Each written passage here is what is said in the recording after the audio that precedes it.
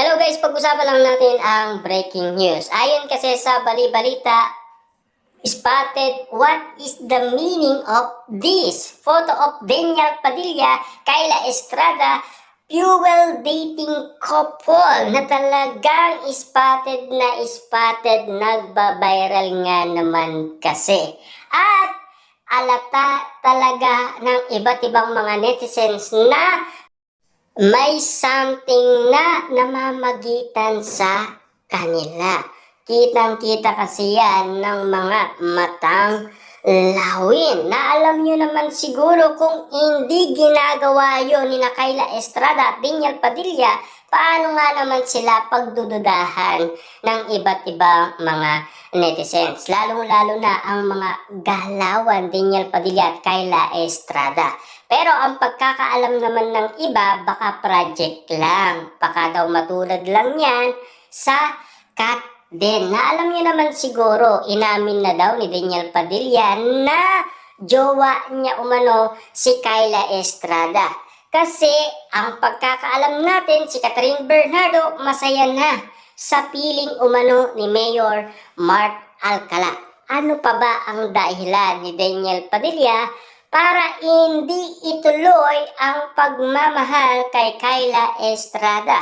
Kitang-kita nyo naman siguro, marami na umanong nakakaintindi sa relasyon ni Daniel Padilla at Kyla Estrada.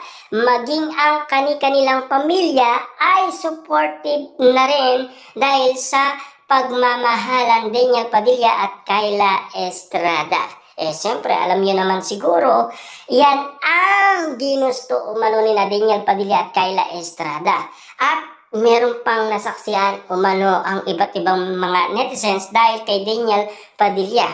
Mas gumagwapo daw at nagiging masaya at nagiging maligaya sa piling ni Kyla Estrada. At napansin din niya ng pamilya ni Daniel Padilla nang dahil kay Kyla Estrada naging masaya si Daniel Padilla. Ganon din naman kasi ang nangyari kay Catherine Bernardo. Kung hindi dahil kay Alden Richard, hindi nakamove on si Catherine Bernardo. Malaking pasasalamat ni Catherine Bernardo kay Alden Richard dahil sa ginawa niyang pagtulong umano kay Catherine Bernardo.